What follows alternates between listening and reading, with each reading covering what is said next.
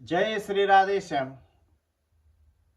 क्रमशः पहिलाको जस्तै भिडियो हामीले फेरि लिएर आएका छौँ। आज धर्म संस्कार ओम जयतीको युट्युब च्यानलमा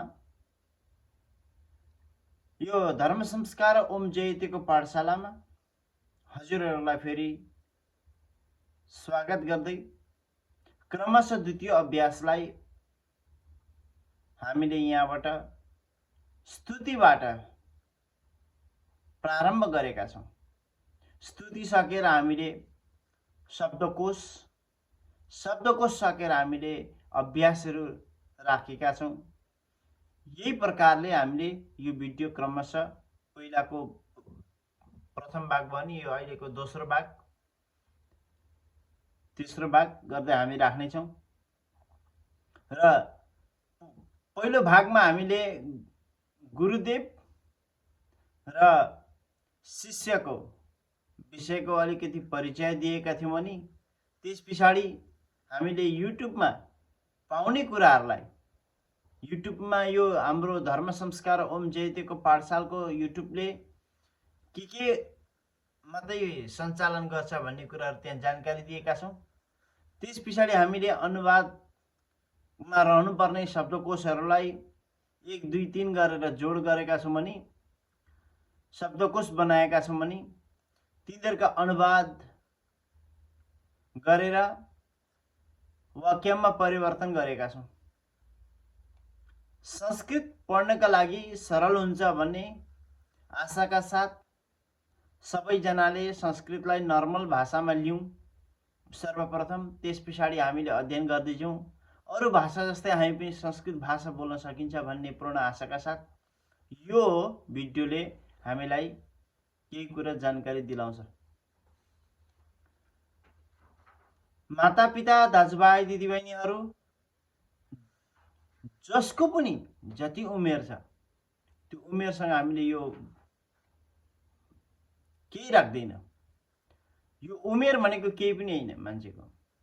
जब चेष्टा हुन्छ, आत्मामा सन्तुष्टि मिल्छ भने जसले पनि पढ्न सक्छ। संस्कृत भाषा जसले पनि बोल्न सक्छ, नेपाली भाषा जसले पनि बोल्न सक्छ, इङ्ग्लिस भाषा जसले पनि बोल्न सक्छ। त्यस्तै गरी यो संस्कृत भाषालाई हामीले पढ्न सजिलो बनाउनका लागि हामीले शब्दकोश अनि त्यहाँका धातु, कारक, विभक्ति, लिङ्ग भेद सबै हामीले यहाँ राख्ने कोसिस गरेका छौँ।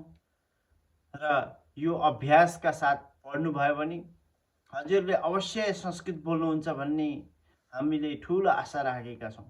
त्यस कारणले गुरुदेव श्री हरिशरण जीका कृपाद्वारा हामीले यो क्लास चलाउने ठुलो मौका पाएका छौँ।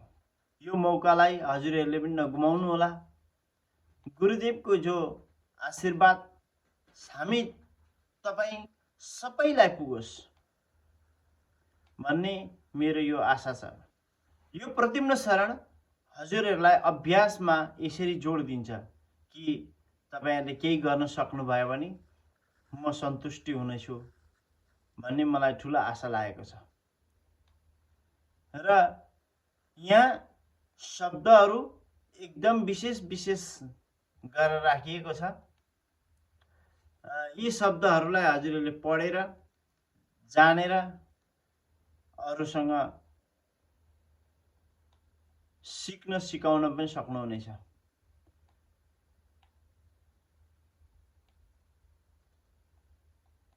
यति भन्दै यो अभ्यासलाई निरन्तर हजुरहरूपट्टि जोडजारका साथ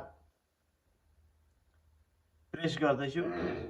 यहाँ राम शब्द, कृष्ण शब्द, उमा शब्द, लक्ष्मी शब्द यस्ता शब्दका यहाँ कारक बनाइएको छ।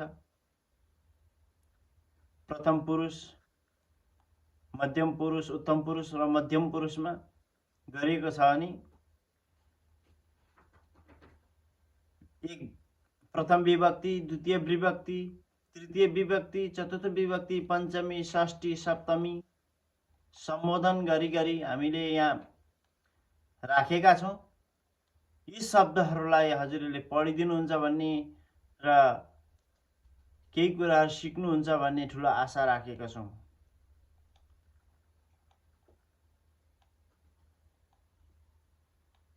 यो भिडियोको अन्तिममा जुन स्तुतिको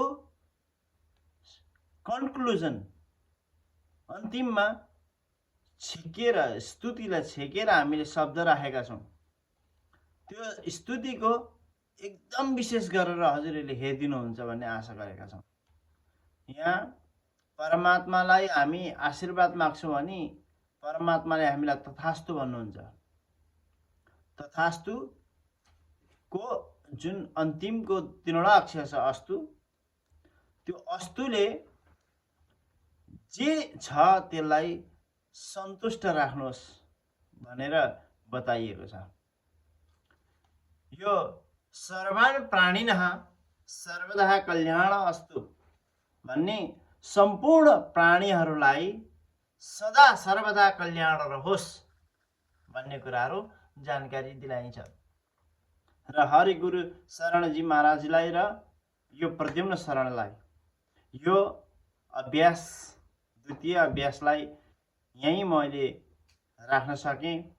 अर्को अभ्यासका लागि हामी अवश्य आउने नै छौँ। आजसम्मका लागि जय जय श्री राधेश्याम।